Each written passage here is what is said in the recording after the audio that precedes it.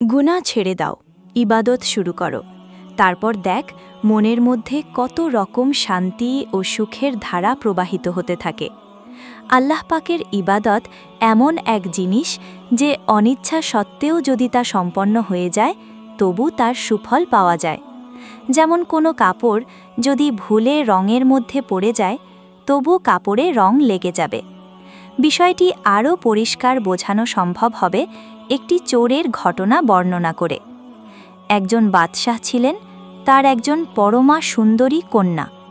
একজন চোর সে কন্যার প্রতি আশেক ছিল, কিন্তু রাজকন্যাকে পাওয়া বড় কঠিন ব্যাপার ছিল। ঘটনাক্রমে একদিন সে চুরি করার উদ্দেশ্যে বাদশার খাস মহলে প্রবেশ করল। তখন বাদশার ও বেগম তাদের একমাত্র কন্যার বিবাহের ব্যাপারে আলাপ আলোচনা করছিলেন। বাদশাহ বললেন, আমাদের কন্যাকে বিবাহ দিব একজন আল্লাহওয়ালা পরহেজগার লোকের সাথে।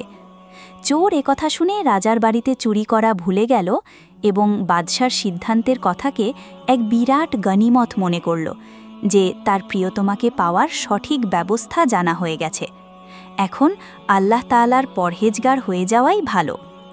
চোর বাদশার ঘর থেকে বের হয়ে সে এক মসজিদে গিয়ে হাজির হল এবং দিন রাত আল্লাহর ইবাদাতে মশগুল হয়ে পড়ল। তার খ্যাতি চারিদিক ছড়িয়ে পড়ল যে মসজিদে একজন কামেল দরবেশ এসেছে।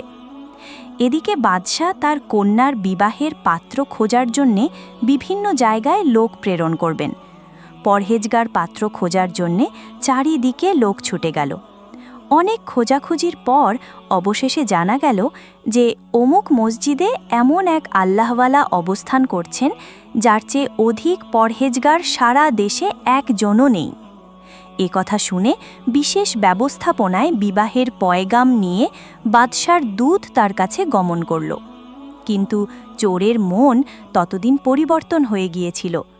আল্লাহর ইবাদতের শান্তিতে তার অন্তর এত অধিক ভরপুর হয়ে গিয়েছিল যে রাজকন্যা এবং 7 রাজার ধন সম্পদ তার কাছে তখন তুচ্ছ মনে হতে লাগল।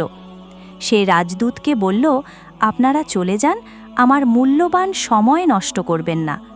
উৎস তাসহিলুল মাওয়ায়েজ খণ্ড 1 পৃষ্ঠা 49।